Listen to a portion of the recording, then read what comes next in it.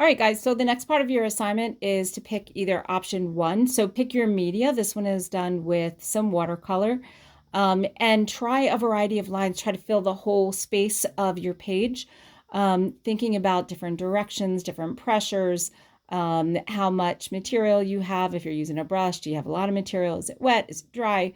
And just try to fill an entire page. Think about keeping it balanced. So I have some dark down here, some dark over here, some dark over here. So if you think about these different things, your final design will look balanced. It may look kind of chaotic, but balanced. Also, keep these resources that you have on the computer kind of like handy to help you get some ideas and to feed your imagination. The second thing you could do is the option for today is to create a drawing. And it can be a real object that you look at, or it could be a photo.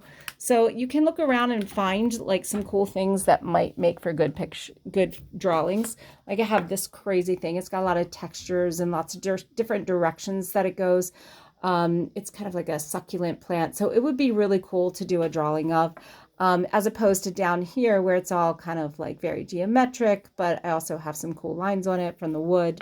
So that would be a really cool thing to draw. Something like this, my set of earphones, because it's got some texture. If you zoom in really close, you can kind of see these cool textures that I could like play around with.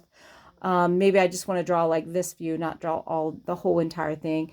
And then, the texture here is different. So that would be great for mark making. I'm going to post a few images on Schoology. Like this guy is fabulous. He already has these like super creative textures. This really amazing iguana. And then I'm just going to think about how am I going to apply it. So these are kind of like really fast and sort of curvy, and I'm putting hard pressure, whereas around the eye, I did some really light pressure work going around the eye, not a lot of pressure. Down here, just thinking about dots.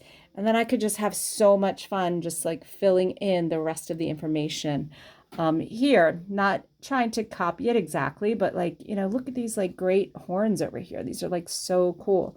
And I could layer a lot of different pressures on there. So just think about, what's going to look really cool, what's going to make this interesting.